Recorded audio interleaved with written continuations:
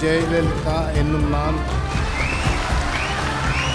ஜெயலலிதா என்னும் நான்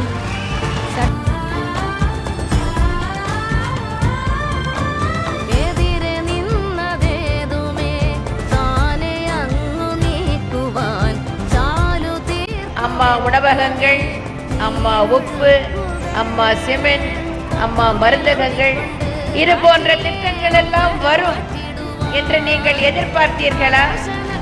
ஒரு தாய்க்குத்தான் தன் பிள்ளைகளுக்கு என்ன செய்ய வேண்டும், அதை எப்படி செய்ய வேண்டும், அதை எப்பொழுது செய்ய வேண்டும் என்பது தெரியும்.